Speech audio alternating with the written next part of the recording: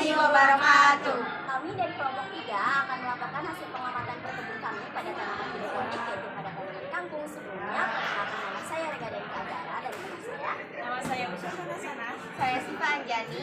Saya Dalisa Sabila. Saya Firidan Sanani. Saya Cynthia. Saya Siti Salwa. Saya Rosita. Selamat menyaksikan. Di sini saya akan membahas tentang pengertian hidroponik dan teknik hidroponik. Yang pertama yaitu pengertian hidroponik. Hidroponik merupakan metode budidaya menanam tanaman dengan memanfaatkan air tanpa menggunakan media tanah. Sayuran kangkung merupakan salah satu sayuran yang dapat ditanam dengan menggunakan metode hidroponik. Masyarakat perkotaan ataupun masyarakat yang kurang memiliki tanah perkebunan yang luas dapat mengembangkan metode hidroponik ini. Selanjutnya yaitu teknik menanam tanaman hidroponik. Yang pertama yaitu ada teknik sistem drip atau menggunakan sistem irigasi. Yang kedua ada teknik sistem EBB dan flow system atau bisa disebut juga dengan teknik pasang surut. Yang ketiga ada sistem NFT atau kepanjangan dari Nutrient Film Technique. Yang keempat ada sistem DWC atau Deep Water Culture. Yang kelima ada teknik wedge atau teknik sumbu. Teknik ini merupakan teknik yang kita gunakan untuk menanam sayuran kangkung hidroponik. Teknik wedge atau teknik sumbu ini merupakan teknik yang memanfaatkan bahan daur ulang seperti botol, wadah, dan lain-lain.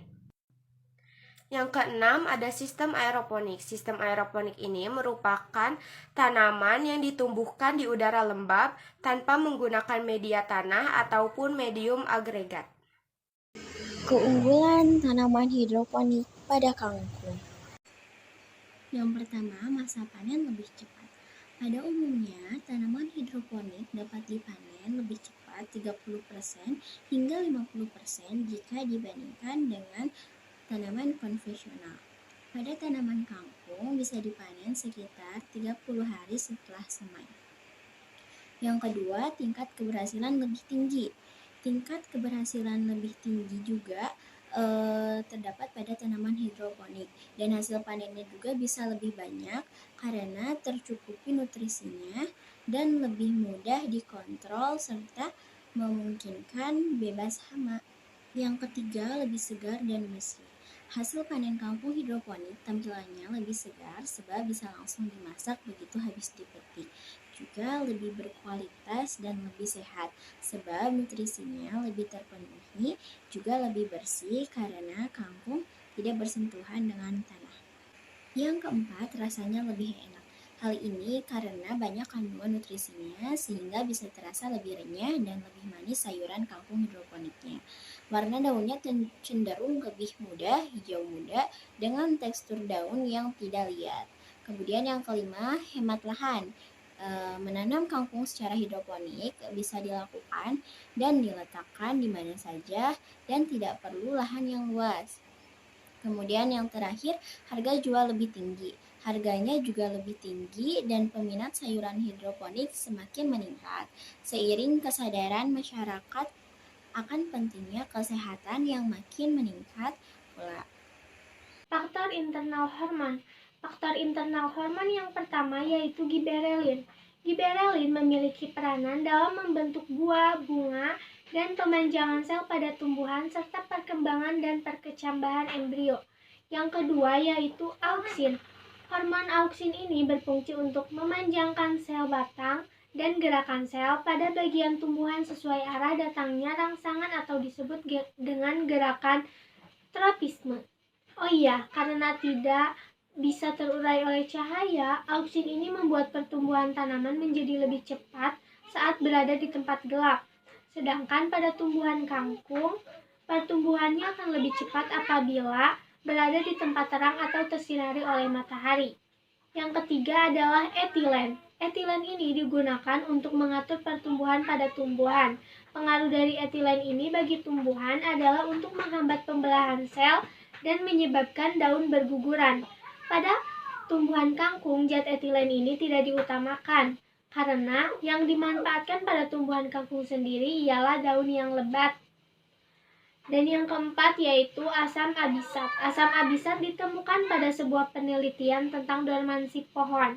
Pada penelitian itu, zat kimia yang diambil dari daun pada sebuah pohon bisa mempengaruhi pertumbuhan pucuk pohon tersebut. Nah, asam abisat ini berperan pada penuaan, pembungaan, pemicu sintesis etilen, dan menghambat pengaruh dari giberelin. Dan yang terakhir yaitu sitokinin. Sitokinin terlihat pertama kali pada sebuah aktivitas pembelahan sel. Sitokinin ini berperan pada pembelahan sel, pemanjangan sel, dormansi, dominansi apikal, dan morfogenesis. Di sini saya akan menjelaskan faktor eksternal pada hidroponik. Yang pertama ada cahaya matahari. Cahaya matahari menjadi faktor penting dalam pertumbuhan tanaman tak terkecuali pada sistem hidroponik. Cahaya mulai ditumbuhkan tanaman hidroponik sejak masa persemaian. Pada masa persemaian, setelah tanaman memiliki 3-4 daun, bibit tanaman dikenalkan cahaya matahari. Pada saat itu, bibit tanaman dijemur sinar matahari dari pagi hingga sore.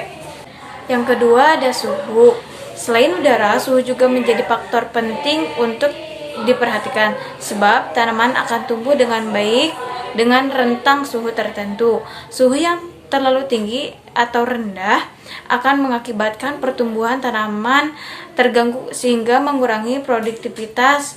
Suhu ideal tanaman biasanya antara 23 sampai 26 derajat Celcius. Hidroponik merupakan metode bercocok tanam tanpa menggunakan tanah. Ada 3 unsur utama dalam tanaman hidroponik, yaitu ada air, cahaya, dan nutrisi. Dalam kesempatan kali ini saya akan menjelaskan mengenai nutrisi. Nutrisi merupakan sumber makanan untuk tanaman. Dalam sistem hidroponik berupa cairan. Nutrisi juga penting untuk pertumbuhan. Selain itu, untuk mendapatkan kualitas hasil yang bagus untuk tanaman hidroponik sehingga harus tepat komposisinya. Tanaman membutuhkan 16 unsur hara atau nutrisi untuk pertumbuhan yang berasal dari udara, air, dan pupuk. Unsur-unsur yang paling dasar yaitu karbon, hidrogen, dan oksigen. Nutrisi makro akan diserap oleh tanaman dalam jumlah banyak dan lebih dikenal dengan makanan tumbuhan, yaitu nitrogen, fosfor, kalium. Ketiganya sering digunakan untuk setiap tanaman. Nutrisi mikro akan diserap oleh tanaman dalam jumlah sedikit, yaitu magnesium, kalsium, sulfur, boron, tembaga, zinc, besi, molybdenum, mangan, dan kobalt. Keberhasilan sistem budaya hidroponik tergantung pada nutrisi yang diberikan agar tidak menyebabkan serapan yang berlebihan. Prosedur pemeliharaan. Yang pertama ada pergantian nutrisi yang diberikan, tergantung dari umur tanaman. Pemberian nutrisi A dan B yang dicampurkan, misalnya tanaman 1400 dibagi menjadi 3 fase. 466 ppm ppm pada umur 0-10 hari setelah penyemaian, 932 ppm pada umur 11-20 hari, dan 1400 ppm pada umur 21-30 hari. Yang kedua, jika terlalu panas diberi naungan pada tanaman muda oleh paranet dengan intensitas naungan 80%. Yang ketiga, pengendalian hama dan penyakit. Yang keempat, ada pengecekan larutan nutrisi dikontrol menggunakan TDS meter. Panen kangkung biasanya dilakukan saat 25-30 hari. Lalu tanaman kangkung disortir dan biasanya kangkung akan tumbuh lagi. Nutrisi yang kami gunakan yaitu AB Mix. Nutrisi AB Mix merupakan nutrisi yang digunakan untuk bertanam secara hidroponik. Nutrisi AB Mix dibuat dalam 2 kemasan yang berbeda, yaitu Mix A dan Mix B. Mix A mengandung kalsium, sedangkan Mix B mengandung sulfat dan fosfat.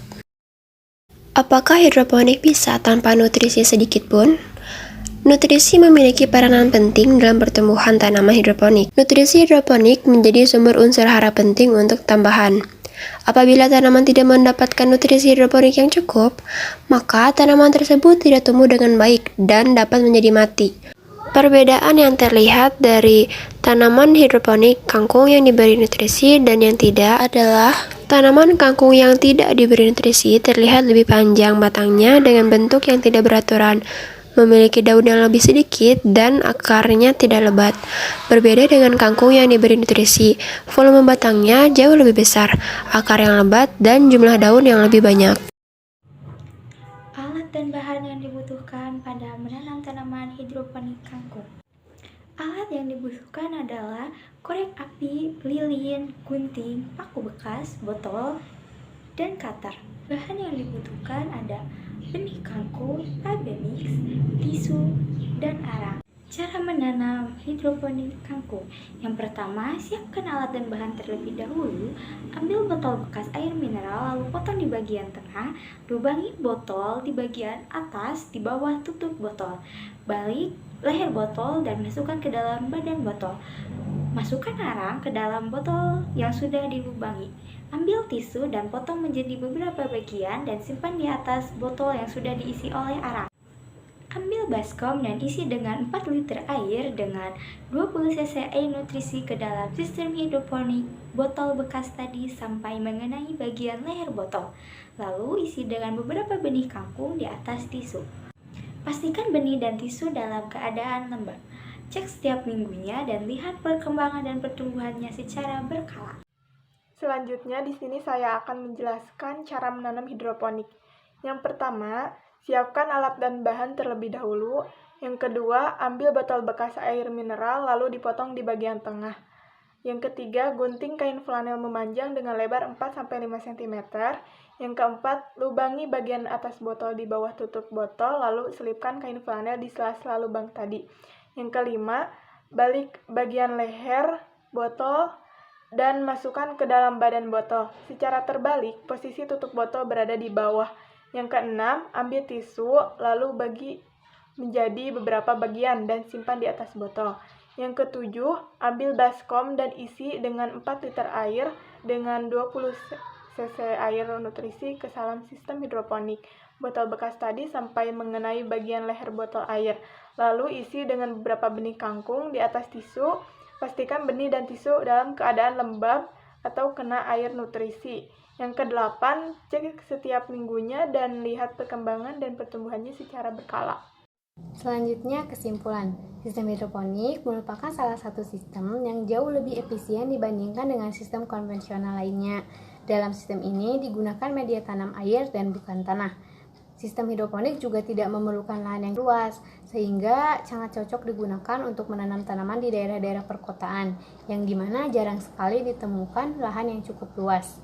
Selain itu, kangkungnya itu sendiri juga merupakan salah satu jenis tanaman yang sangat mudah tumbuh dalam media tanam apapun, sehingga jika ditanam dalam media tanam hidroponik juga akan tetap tumbuh dengan baik.